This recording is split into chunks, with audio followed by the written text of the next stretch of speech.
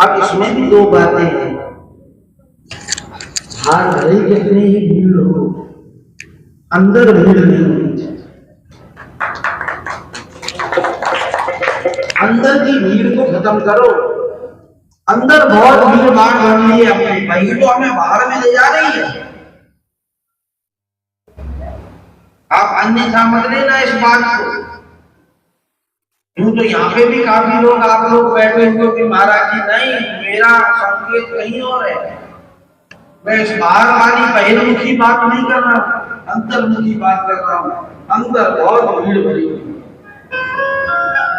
न जाने कितने रिश्तेदार भरे हैं, कितने मित्र भरे हैं, कितने सगे संबंधी, कितनी दुनियादारी, पूरी दुनिया भर रखी है अंदर और भरे जा रहे हैं।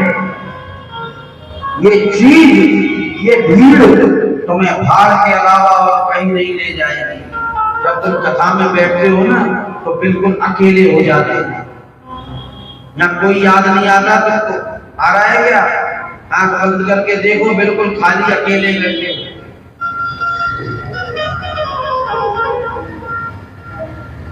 और ये विराम होते ही जब बाहर जाओगे ना तो अंदर भीड़ ही भीड़, बाहर नहीं, अंदर मामला अंदर से खराब। इंसान ऐसा हो मेले में अकेला, अकेले में अकेला, शामिल मत हो, इसको अंदर मत उतारो। बाहर की चीज बाहर ही रहने दो, अंदर लेकर मत जाओ। अंदर तो ठाकुर जी बैठे हैं। मैं अक्सर कहता हूं कि एक पल जो नहीं जिए कभी इंसान की तरह, ऐसे ऐसे लोग गुजरे हैं दुनिया में, मैंने देखे। आखिर मैंने भी जीवन दिया है, अधिकार रखता हूं, मैं व्यासपीठ पर बैठा हूं बोलने का।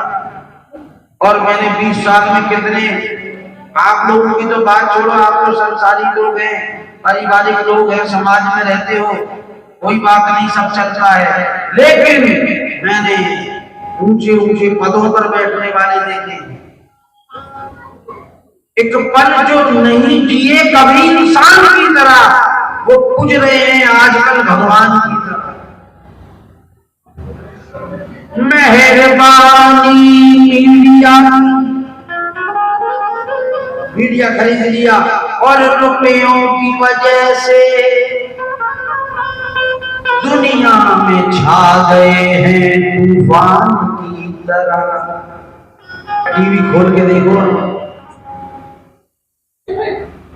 आधा घंटा प्रवचन सुनना, एक भी कोई वृंदावन से जुड़ी हुई बात, कोई महाराज की कोई कथा, कोई गिरिराज धरण की कथा, कोई माखन चोरी की कथा, कभी सुन लो तो सुन लो, नहीं तो तेरी मेरी साथ भाऊ नंद भौजाई देवर जेठानी, ये वो सब बड़ी बड़ी पीठों पर बैठकर ये हो रहा है। बताओ महिलाएं नाक में सिंदूर क्यों लगाती हैं? अरे भैया, तू भागवत की पीठ पर बैठकर भागवत की बात कर, इनको पता ही क्यों लगाता है। तेरे जन्म लेने से पहले से ही ये काम होता आया है, तू क्या नई बात बताएगा क्या इन लोगों को? सास को कैसे रहना चाहिए, बहू को कैसे रहना चाहिए, बेटी जिस घर में हो जाती है वो ये है वो है, क्या मतलब है साहब? क्या कर रहे हो? कम से कम उस पीठ की तो गरिमा समझो जिस पर बैठे हो। लेकिन छाड़ो साहब, बड़े बड़े कैमरे, बड़े बड़े चैनल वहां लगे हुए हैं और दुनिया के ऊपर उनके दिमाग पर ऐसे छा गए हैं, तो बहुत बढ़िया प्रवचन कर रहे हैं। प्रवचन क्या खा रहे हैं? कौन सा प्रवचन हो रहा है भाई? मेहरबानी मीडिया की रुपयों की वजह से दुनिया में छा गए हैं तूफान की तरह और उपदेश दे रहे हैं औरों को शांति का। उपदेश दे रहे हैं औरों को शांति का और आपस में लड़ रहे हैं मेहरबानी की तरह। तेरे चेला कम, मेरे ज्यादा, मेरा प्रचार ज्यादा, तेरा कम। और उसकी कथा मां और हमारी कथा मां, हमारी कथा में इतनी भीड़, उसकी कथा में बस 30-40 लोग बैठे थे। ये हो रहा है भाई बाबा, आपस में लड़ रहे हो और प्रवचन दे रहे लोगों को, शांति से जाओ, घर में ये करो वो करो। फूलों की तरह खिलते मिलते नहीं है संत, टीवी के खुलते खुलते दुकान की तरह। टीवी खोलते ही ये चैनल वो चैनल, वहां पे कथा आ रही है, वहां पे ये आ रहा है, कथा होगा रही है। सुनो तो सही, जरा चिपट के उनको कर क्या रहे हैं, क्या बोल रहे हैं।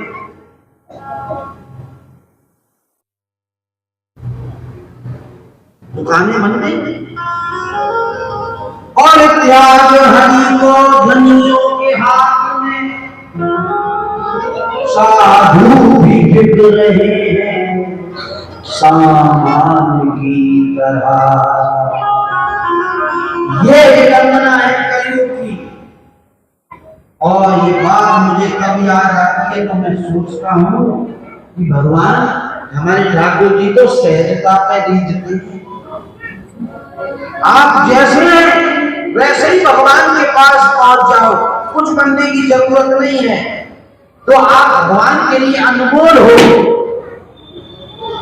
आप जैसे हो, मन में कह रहा था कि कुछ बनो मत, कुछ सजो मत, समरो मत, बदलाव मत लाओ, गंदे हो पापी हो वैसे ही पहुंच जाओ।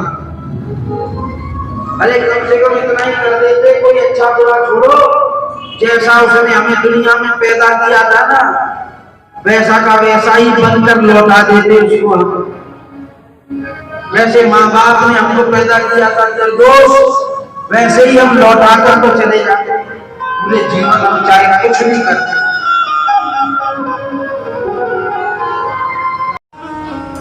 अब मैं नाचो बहुत गोपाल,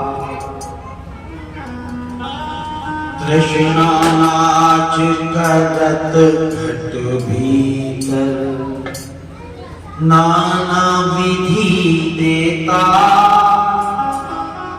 और माया को सिर फेंटा बांध्यो, और लोभ तिलक दिए भाल।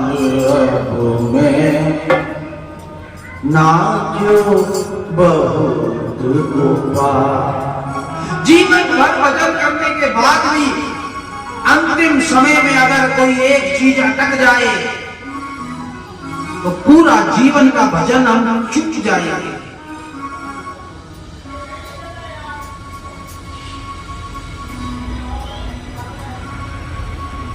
एक भक्तमाल का प्रसंग है। वे बहुत बड़ा साधक था, पक्का भक्त, बड़ा भजनानंदी, विशुद्ध नियम वाला। तो जब उसने अपना शरीर छोड़ा ना, तो जिस वृक्ष के नीचे बैठकर भजन करता था, शिष्यों ने उठाकर उनको उसी वृक्ष के नीचे लिटा दिया। तो लिटाए, दृष्टि गई ऊपर, वो आम का पेड़ था और अच्छा उसमें आम, पके हुए आम लगे हुए थे, तो दृष्टि पड़ गई आम के ऊपर और मन में क्या विचार आ गया। जीवन भर भजन किया बड़ी सच्चाई से, बड़ा विशुद्ध बनकर, और अंत में मन में ये विचार आ गया, अरे वाह, पूरा जीवन हो गया इस वृक्ष के नीचे बैठकर भजन करते करते और मेरी कभी दृष्टि ऊपर नहीं गई, एक आम भी चक्कर नहीं देखा, और आज प्राण निकल गए। और आज इस पर दृष्टि गई है, सोचते सोचते प्राण निकल गए। प्राण निकले सो निकले, सीधे प्राण जाकर उस आम में ही अटक गए। अंत मता सुगता।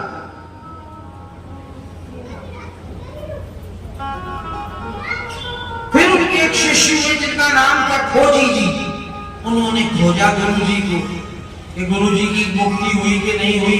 प्रश्न हुआ, आपस में सभी विचार करने लगे कि भाई पता लगाओ, कैसे पता लगाएं। तब जाकर कहीं पता लगाया तो खोजी जी ने देखा कि वो आम, उसमें गुरु जी के प्राण अटके हैं।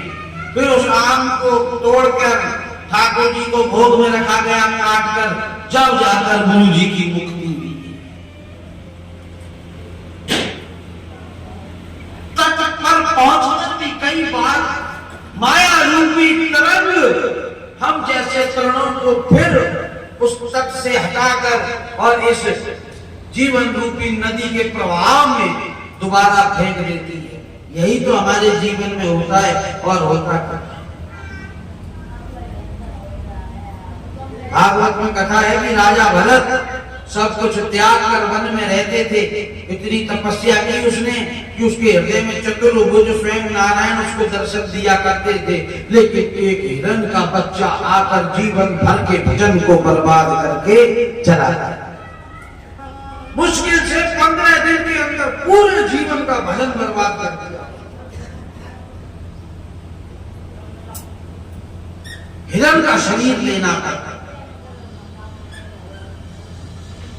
तर्ण जगत प्रशाम व्यक्ति गंगति, बस वो तृण अगर चिपक जाए ना तो इतनी सावधानी रख ले कि अगर किसी की कृपा कटाक्ष भाजनम से, किसी कृपा से, सदगुरु की कृपा से, किसी भजनानंद की, किसी भगवत समर्पित जीव की कृपा से अगर वो तृण किसी विशेष तट से चिपक गया है तो बस इतनी सावधानी रखनी है कि चिपका ही रहे, छोड़े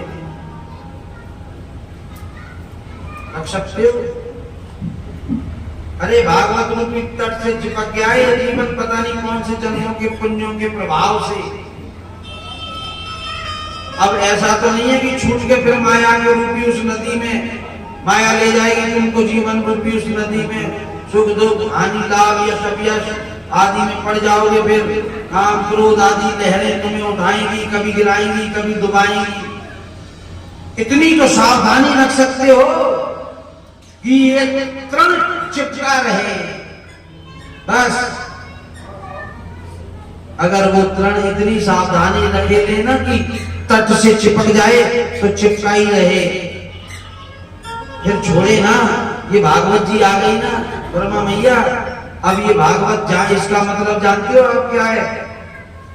रोजाना घर पर पाठ करना, एक अध्याय, एक पृष्ठ।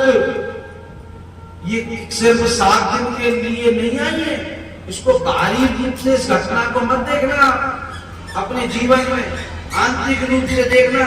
भागवत जी आ गई है ये जीवन को पार लगाने के लिए आ गई है, तो फिर चिपक जाना इससे, इस तट से चिपके रहना, इन सांसों को, इस जीवन को, इस चेतना को अपनी को चिपकाए रखना।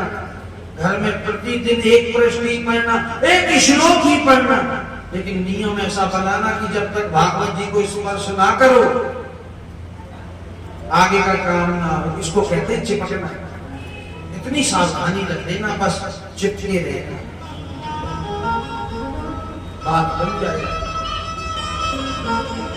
वो तृण अगर इतनी सावधानी रख लेना कि तट पर ही रहे, अगर तट पर ही रहा तो कभी कभी उस तट पर बड़े बड़े संत जन स्नान करने के लिए आते हैं। अगर उसका सौभाग्य हुआ, बड़भाग हुआ, तो कहीं कोई संत नहाए और अपने गीले गीले पैरों से जब वो चले और वो तृण के ऊपर उनका चरण पड़ जाए और वो तृण उनके चरणों से चिपक जाए और वही साधु चलता चलता ब्रज की कुंज गलियों में होता होता और हमारे श्री ठाकुर वृंदावन बिहारी लाल के मंदिर प्रांगण में उस परिसर में जब खड़ा हो दर्शन करने के लिए,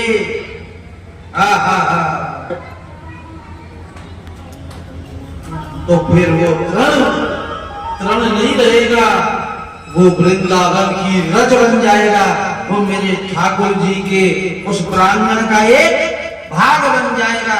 और देखो कहां बहता हुआ वो तिनका जीवन रूपी नदी में तट से चिपकने के कारण। अपन चिपकते ही तो नहीं है, अपन तो माया से चिपके हुए हैं, संसार से चिपके हुए हैं, परिवार से चिपके हुए हैं। एक दिन छोड़ना पड़ेगा, नहीं छोड़ोगे तो छुड़वा दिया जाएगा जबरदस्त। इसलिए ऐसा संकल्प लेना अपने जीवन में। वैसे तो विस्तार बहुत हो सकता है, लेकिन कथा भी करनी है थोड़ी, और उसके बाद आज जो मनोरथ हैं भागवत के वो भी पूरे करने हैं। फिर कभी समय मिलेगा ना तो मैं एक छोटा सा टुकड़ा उठाता हूँ उसी पे कहो तो पूरे 7 दिन निकल जाएं उसको समझाते समझाते। अभी किसी कथा में गुरु और भजन विक्रमांक आदि जो जो सूत्र हैं भागवत के उनकी चर्चा करेंगे। आज थोड़ी सी देर 1-1.5 घंटा में ये बोला हूं। तृण जलो प्रशाम व्यक्ति रंगते, गोपियों ने कहा था भगवान से,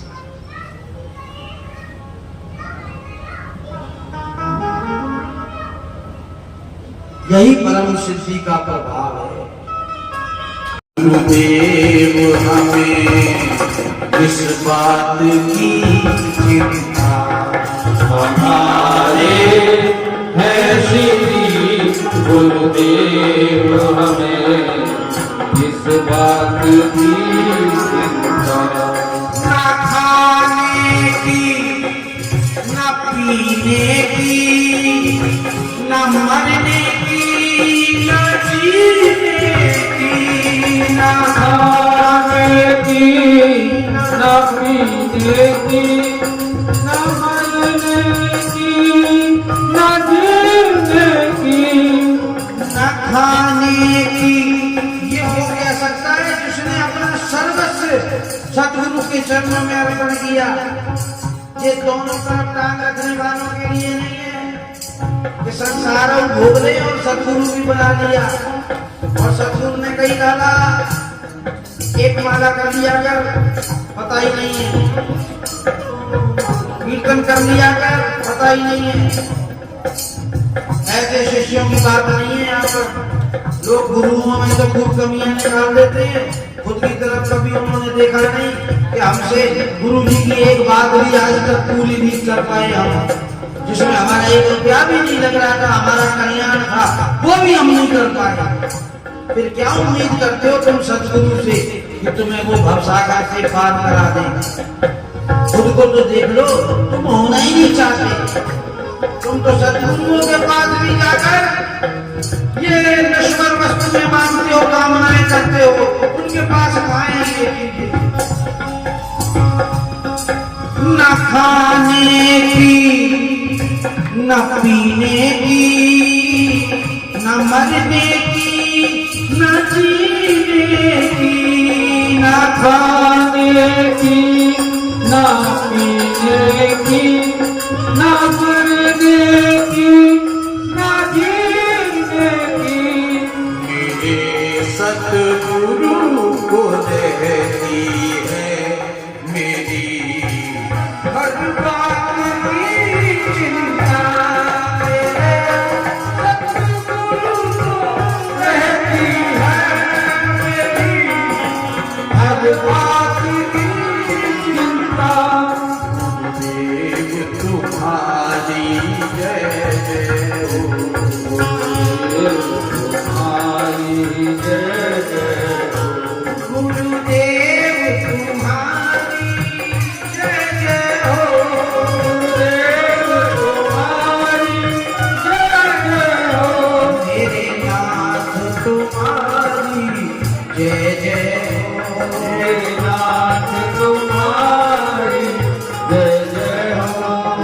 नाथ तुम्हारी जय जय हो, मेरे नाथ तुम्हारी जय जय हो। गुरुदेव तुम्हारी जय जय हो, गुरुदेव तुम्हारी जय जय हो।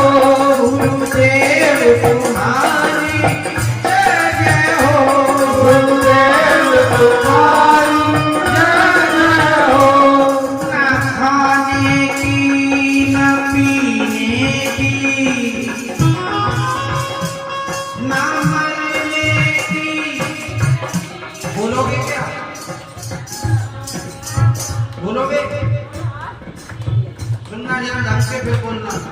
ना खाने की, ना, अरे पहले मुझे तो बोलने दो, बाद में तुम बोलो। ना खाने की, ना पीने की, ना मरने की, ना जीने की, ना खाने की, ना पीने की, ना मरने की, ना जीने की। मेरे सतगुरु को देती है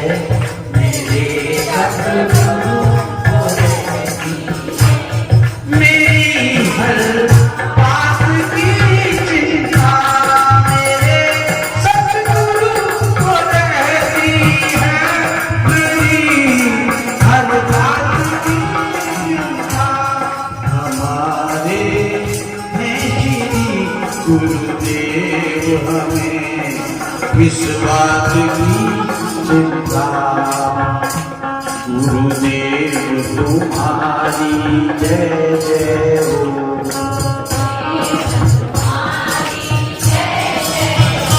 गुरुदेव तुम्हारी जय जय हो।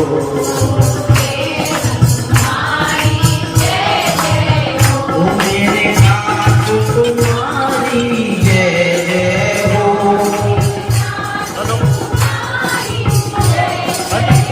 ओ मेरे नाथ तुम्हारी जय जय हो।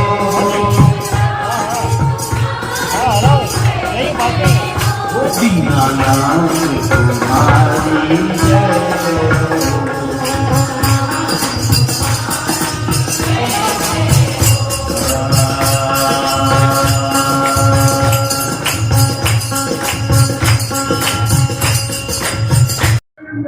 हिरनमगरी सेक्टर 4 ब्रजराज होटल में श्रीमद् भागवत कथा का सभी भक्त लोग आनंद ले रहे हैं और झूम रहे हैं। बस इसी के साथ मैं अपनी वाणी को विराम देता हूँ। जय श्री राधे, जय श्री कृष्ण। और गुरुजी महाराज श्री वृंदावन से है, कृष्णानंद जी महाराज श्री वृंदावन धाम से, और अपने यहाँ तीतरली में आश्रम है, उम्मेद बिला होटल के सामने, श्री वृंदावन धाम। तो श्रीमद् भगवान कथा का आयोजन हिरनमगरी सेक्टर 4 में कथा का आयोजन हो रहा है और पूरा कथा का रसपान का आनंद सभी कर रहे हैं। सभी मध्य भगवान कृष्ण भगवान श्री कृष्ण जी की जय हो। जय श्री कृष्ण।